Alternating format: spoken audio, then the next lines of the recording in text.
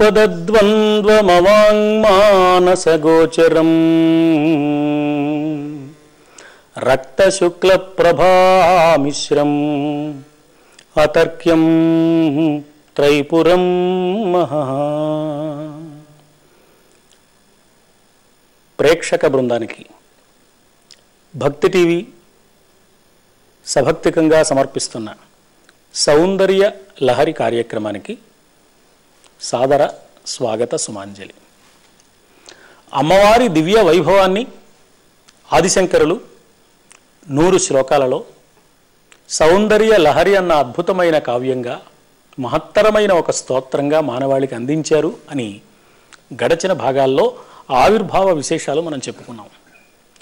శంకరాచార్యుల వారి రచన సౌందర్యలహరి అవునా కాదా, శంకరాచార్యులు కాక మరొక్కరు ఎవరైనా రచించారా అనే వివాదానికి సంబంధించిన అంశాన్ని కూడా మనం తగుమాత్రంగా ప్రస్తావించుకున్నాం. సౌందర్యలహరిలో ఇతివృత్తం ఏమిటి, ఏ అమ్మ దివ్య వైభవాన్ని ఆదిశంకరులు ఏ కోణంలో దర్శించి సౌందర్యలహరి గ్రంథంలో ఆవిష్కరించారో ఆ విశేషాలు కూడా మనం అనుకున్నాం. వీటితో పాటుగా మరో ప్రధానమైన అంశం సౌందర్య లహరి స్తోత్రాన్ని రచన చేయడానికి ఆదిశంకరులు ఎన్నుకున్న ఛందస్సు వృత్తం. ఇతివృత్తం అమ్మవారైతే ఛందస్సు వృత్తం శిఖరిణి వృత్తం. శివానందలహరిలో వలె వృత్తభేదం లేదు. శివానందలహరిలో ఎన్నెన్నో రకాల వృత్తాలు ప్రయోగించారు ఆయన, కానీ సౌందర్యలహరి మొత్తం అంతా కూడా శిఖరిణి ఛందస్సులోనే రాశారు. ఆ శిఖరిణి ఛందస్సు నడక చాలా హుందాగా ఉంటుంది. శిఖరిణి అంటే నెమలి అని అర్థం. మామూలుగా శిఖరిణి అనే శబ్దానికి నెమలి అని అర్థం. ఆ ఛందస్సుకు పేరు పెట్టిన వాళ్ళు నెమలి అని పేరు పెట్టలేదు, మయూరము అని పేరు పెట్టలేదు, శిఖరిణి అని పేరు పెట్టారు. నెమలి పింఛంలో ఎలాగైతే అన్ని రంగులు ఉంటాయో, పురివిప్పి నాట్యం చేసే వేళ నెమలి నడకలే నాట్యంగా మారి ఎంత మనోహరంగా ఆనందంగా ఆహ్లాదకరంగా అనిపిస్తాయో, ఈ శిఖరిణి వృత్తం నడక అంత హుందాగా అంత అందంగా ఉంటుంది. సంస్కృత భాషలో ప్రాస నియమం లేదు, అంటే రెండో అక్షరం కలవాలనే నియమం లేదు సంస్కృత భాష ఛందస్సుల్లో. యతి నియమం కూడా సగం వరకే ఉన్నది, అంటే ఇక్కడ ఏ అక్షరం ఉన్నదో దానికి పోలిక కలిగిన అక్షరం అచ్చు కానీ హల్లు కానీ కలవాలి అనే నియమం లేదు. యతి విశ్రాంతి ఉంటే చాలు, యతి మైత్రి అక్కర్లేదు. అంటే అక్కడికి ఆ పదం పూర్తయిపోయి మరో కొత్త పదం ప్రారంభం అయితే చాలు. యతి విరతి లేక యతి విశ్రాంతి అన్నారు అలంకార శాస్త్రజ్ఞులైన వారు, లాక్షణికులైన వారు. ఈ శిఖరిణి వృత్తంలో 2 చోట్ల యతి విరతి ఉంటుంది ప్రతి పాదంలోనూ. దానివల్ల ఎక్కడికక్కడ పద్యం అలా ఆగుతూ నడుస్తూ నెమలి అందంగా ఒక అడుగు వేసి వయ్యారంగా చూసి పింఛాన్ని విప్పి మళ్ళీ చమత్కారంగా ఇంకో అడుగు వేసినట్లుగా ఎంతో హుందాతనంతో ఎంతో పొందికతనంతో గొప్ప అందాన్ని కలిగి ఉండే నడక ఈ శిఖరిణి వృత్తపు నడకలో ఆ శైలిలో దాగి ఉన్నది. అందువల్ల శిఖరిణి వృత్తాన్ని ఎన్నుకోవడంలో ఆదిశంకరులు అమ్మవారి సౌందర్యం ఎంత గొప్పదో అంతటి సౌందర్యాన్ని అందమైన భాషలోనే చెప్పాలి కాబట్టి, అందమైన భాషతో పాటు అందమైన శైలిలో చెప్పాలి కాబట్టి ఇతివృత్తం సౌందర్యం కలిగింది, భావన గొప్ప సౌందర్య భావన, దాన్ని చెప్పే భాష ఎంతో సౌందర్యం కలిగిన భాష, మరి శైలి కూడా సౌందర్యానికి సంబంధించిన శైలి ఉండాలి కాబట్టి ఆ పద్యపు నడక నెమలి నడకల వలె నెమలి నాట్యం వలె సాగాలి కాబట్టి ఆ శ్లోక రచన అంతా అందుకని శిఖరిణి వృత్తాన్ని ఎన్నుకున్నారు అనిపిస్తుంది. ఏ శ్లోకం చూసినా ఆ నడక ఎంతో హాయిగా ఉంటుంది. తనీయాంసం పాంసుం తవ చరణ పంకేరుభవం విరించి సంచిన్వన్ విరచయతి లోకానవికలం హరిస్త్వామారాధ్య ప్రణత జన సౌభాగ్య జననీ పురానారీ భూత్వా పురరిపుమపి క్షోభమనయత్ కిరీటం వైరించం పరిహర పురః కైటబిదః కఠోరే కోటీరే స్ఖలసి జహి జంభారి మకుటం. ఇలా సాగుతుంది. ఆ నడకలో గొప్ప హుందాతనం ఉంది. మయూరపు నడకలు ఎలా ఉంటాయో అలాంటి లక్షణాన్ని కలిగి ఉంటుంది శిఖరిణి వృత్తం యొక్క నడక. అందుకని ఆదిశంకరులు బాగా ఆలోచించి అమ్మవారి సౌందర్యాన్ని వర్ణించడానికి ఇతివృత్తంగా ఏది తీసుకున్నామో ఆ ఇతివృత్తానికి దీటైన వృత్తం కూడా ఉంటే బాగుంటుంది. అందుకని మార్చకుండా 100 శ్లోకాలు శిఖరిణి వృత్తంలోనే చెప్పారు ఆయన. శిఖరిణి అనే పేరు చాలా గొప్ప పేరు అని చెప్పుకున్నాం. కేవలం మయూరము నెమలి అనకుండా శిఖరిణి అన్నారు. ఈ నెమలికి ఒక ప్రత్యేకత ఉంది. కృష్ణుడు నెమలి పింఛాన్ని ధరించడంలో ఉన్న ఆంతర్యాన్ని పెద్దలు మనకు తెలియజేశారు. నెమలి పింఛంలో ఎన్నెన్నో రంగులు కలిసి ఉంటాయి, కానీ అన్ని రంగులు కలిసి ఉన్నట్టుగా అనిపించదు. అన్ని రంగులు కలిసి ఒక ఆహ్లాదకత్వాన్ని మనకు కలిగిస్తాయి. శాస్త్రంలో మనకి మయూరాండము అనే ఒక మాట ఉంది. మయూరాండము అంటే ఆ నెమలి గుడ్డులో, నెమలిలో రాబోయే రంగుల వైభవం అంతా ఆ చిన్న గుడ్డులో దాగి ఉన్నది అని సృష్టికి ప్రతీకగా మయూరాండం అనే దాన్ని శాస్త్రజ్ఞులైన పెద్దలు చెప్పారు. సృష్టిలో ఎన్ని రకాల మనస్తత్వాలు ఉన్నాయో, సృష్టిలో ఎన్ని రకాల వృత్తాంతాలు ఉన్నాయో, ఆలోచనల తీరుతెనులు ఉన్నాయో, ప్రవృత్తులు ఉన్నాయో, రజోగుణం, తమోగుణం, సత్వగుణం ఎలా ఉన్నాయో, ఈ రజోగుణంలో తమోగుణంలో మళ్ళీ సాధారణమైన రజోగుణం, తీవ్రమైన రజోగుణం, సాధారణమైన తమోగుణం, తీవ్రమైన తమోగుణం, సత్వగుణం, శుద్ధ సత్వగుణం, సత్వగుణం కంటే కూడా ఇంకా విశేషమైంది. ఇన్ని రకాల భేదాలు మానవుల మనస్తత్వాల మధ్య ఉంటే ఇన్నింటిని అనగలుపుకున్న సృష్టి ఇన్ని రంగులు కలిసి ఒకటిగా ఎలా కనిపిస్తోందో, ఎన్నో వైవిధ్యాలతో కూడిన అనంతమైన సృష్టికి మూలం మయూరాండం అని శాస్త్రజ్ఞులు చెప్పారు. ఆ నెమలిని స్ఫురింపచేసే పేరు శిఖరిణి. అంటే సృష్టి తత్వం మొత్తం అమ్మవారి యొక్క సౌందర్యంలో దాగి ఉన్నది సుమా. సృష్టి తత్వానికి ప్రతీకగా ఉన్న లలితా పరాభట్టారిక మహాత్రిపుర సుందరి దేవి ఆమె సృష్టి స్వరూపిణి. విత్తనంలో చెట్టు మొత్తం దాగి ఉన్నట్టుగా, మయూరాండంలో మయూరానికి సంబంధించిన రంగులన్నీ దాగి ఉన్నట్లుగా అమ్మవారిలో ఈ సమస్త సృష్టి దాగి ఉన్నది. బీజస్యాంతరివాంకురో జగదిదం. మనీషా పంచకంలో ఆదిశంకరాచార్య స్వామి అన్నమాట.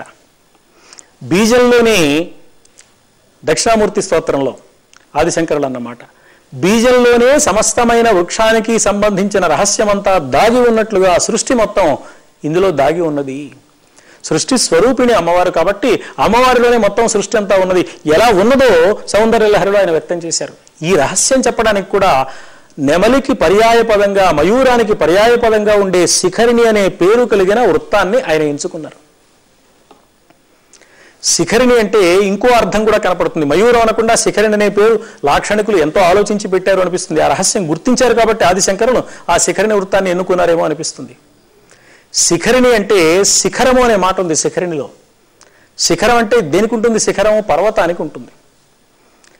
పర్వత శిఖరాల మీదే మనకి ఈనాడు దేశంలో కనిపిస్తున్న పుణ్యక్షేత్రాల్లో 199 క్షేత్రాలు పర్వత శిఖరాల మీదే ఉన్నాయి.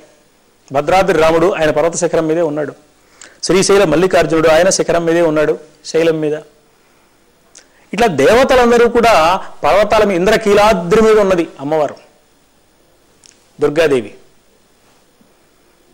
ఇలా పర్వతాల మీదే ఉన్నారు దేవతలందరూ, ప్రధానమైన దేవతలందరూ. శిఖరం మీద ఉండేది దేవత. శిఖరం మీద దేవత ఉంటుంది. సృష్టి మొత్తం కింద ఉంటే ఈ సృష్టికి శిఖరం అంటే ఎత్తుగా ఉండేది, సమున్నతమైన స్థానం. సృష్టిలో సమున్నతమైన స్థానంలో ఎవరుంటారంటే దేవతామూర్తి ఉంటుంది, దేవుడు ఉంటాడు. మనందరం దేవుడికి కింద ఉండేవాళ్ళం, దేవుడు మనందరికంటే పైన ఉండేవాడు. అందరికంటే పైన ఎవరున్నారో వారికంటే పైన ఉండేవాడు పరాత్పరుడు. పరాత్పరుడు అన్నారు పరమాత్మని. పరాత్పరుడు అంటే అందరికంటే ఎవరు పైన ఉన్నారో వారికంటే పైన ఉండేవాడు అని. లోకంబులు లోకేశులు లోకస్థులు తెగిన తుదిన్ అలోకంబగు పెంజీకటి అవ్వల ఎవ్వండి ఏకాకృతి వెలుగున్ అతనినే సేవింతున్ అంటాడు గజేంద్రుడు పోతన్న గారి భాషలో, భాగవతంలో. ఈ లోకాలన్నిటికీ అతీతంగా, లోకాలను పరిపాలించే లోకేశులకు అతీతంగా, లోకాలలో ఉండేవారంతా ఎక్కడ నివసిస్తున్నారో ఆ లోకస్తులకు అతీతంగా, ఎందులో నివసిస్తున్నారో ఆ లోకులైన వారికి అతీతంగా వీళ్ళందరూ సర్వనాశనం అయిపోయారు, ప్రళయంలో కలిసిపోయారు, కాలగర్భంలో కలిసిపోయారు అనుకున్న ఒక పెద్దదైన చీకటి, ఆ చీకటికి పైన ఉన్న ఒకే ఒక వెలుగైన స్వరూపం పరమాత్మ. తమసః పరస్తాత్ అనే మాట మనం మంత్రపుష్పంలో వింటూ ఉంటాం ఆలయాలకు వెళ్ళినప్పుడు, నిత్య పూజ క్రియాకలాపాలు జరిగే సందర్భంలో. అలాంటి చీకటికి ఆవల వెలిగే ఒకే ఒక వెలుగు శిఖరప్రాయమైన వెలుగు కాబట్టి శిఖరిణి అంటే అగ్రపూజ అందుకునే దేవతామూర్తి. అగ్రపూజలు అందుకోదగిన దేవతామూర్తి అమ్మవారు కాబట్టి ఆమెను శిఖరిణి వృత్తంతో అర్చించారు ఆదిశంకరులు. శిఖరిణి వృత్తాన్ని ఎందుకు ఎన్నుకున్నారు అంటే ఆమె సర్వశ్రేష్ఠ దేవతల్లో, దేవతామూర్తులందరిలోకి సర్వశ్రేష్ఠురాలు కాబట్టి ఛందస్సులన్నిటిలోకి సర్వశ్రేష్టమైన ఛందస్సును మాత్రమే అమ్మవారి పాదపూజ పుష్పంగా ఈ ఛందస్సును ఎన్నుకుంటే బాగుంటుంది ఆదిశంకరులు భావించి ఆయన శిఖరిణి వృత్తాన్ని ఎన్నుకున్నారు. ఈ శిఖరిణి వృత్తం ఇంకో విశేషం, శిఖరం మీద దేవతామూర్తులందరూ ఉంటారు, పర్వతాల మీద ఉన్నారని భౌతికంగా కనపడే విశేషాన్ని చెప్పుకున్నాం మనం. ఈ దేవతామూర్తులందరూ భౌగోళికంగా కనిపించే ఈ ప్రపంచంలో, ఈ దేశంలో, ఈ లోకంలో శిఖరాల మీద ఉండడం కాదు. దాంతోపాటు మనలో కూడా, ఒక వ్యక్తిలో కూడా శిఖరము అంటే సహస్రార కమలం. ఈ ప్రదేశం యోగ మార్గం ప్రకారం సహస్రార కమలము యోగ సాధన ద్వారా వికాసాన్ని పొందినప్పుడు, ఈ సహస్రార కమలం వికాసాన్ని పొందినప్పుడు దర్శనమిచ్చే దేవతామూర్తి ఎవరో ఆమెయే ఈ శిఖరిణి ఛందస్సు అనే వృత్తాలలో వర్ణింపబడిన లలితా పరాభట్టారిక మహాత్రిపుర సుందరీదేవి అనే సూచన చేయడానికి వీలుగా ఆదిశంకరులు శిఖరిణి వృత్తాన్ని ఎన్నుకున్నారు. తస్యా శిఖాయా మధ్యే పరమాత్మా వ్యవస్థిత స బ్రహ్మ స హరిః. ఆయన్నే బ్రహ్మ అనే పేరుతో, ఆయన్నే శివుడు అనే పేరుతో, ఆయన్నే హరి అనే పేరుతో, ఆయన్నే ఇంద్రుడు అనే పేరుతో, మీరు ఏ పేరుతో అయినా పిలవండి, మీరు పిలిచే పేరు మీ ఇష్టం. మీరు ఏ పేరుతో పిలిచినా అక్కడ ఉన్నది ఒకే ఒక శక్తి స్వరూపం. ఆ శక్తి స్వరూపము తస్యా శిఖాయా మధ్యే, ఈ సమస్త సృష్టి యొక్క శిఖలో ఉన్నది. సృష్టికి ప్రతీకగా దిగవచ్చిన ప్రతి ప్రాణికి శిఖలో ఉన్నది. శిఖ అంటే అగ్రభాగము, శిఖరప్రాయమైన భాగము అనే అర్థం. అది కలిగిన వాడిని శేఖరుడు అని కూడా అంటారు. ఇంకొక మాట, శిఖ అనే మాట నిత్య వ్యవహారంలో మనకు వినపడుతుంది. వైదిక సంప్రదాయాన్ని తూచా తప్పకుండా పాటించే ద్విజులైన వారి ఇంట జరిగే ఒక ఉపనయన సంస్కారం ఉంది. ఆ సంస్కారంలో పంచశిఖలు అంటూ ఉంటాం మనం. పంచశీర్ష ఉపనయనే వినియోగ అనే మాట వినపడుతుంది. ఈ పంచశిఖలనే పేరుతో, పంచశీర్షాలనే పేరుతో 5 రకాలైన శిఖ అంటే పిలకాని 5 రకాల పిలకలుగా ఉంచుతారు జుట్టుని, మిగతా జుట్టు భాగాన్ని తొలగించి. అవి నిజానికి పంచశిఖలంటే పిలకలు కాదు, శిఖ అంటే అగ్ని.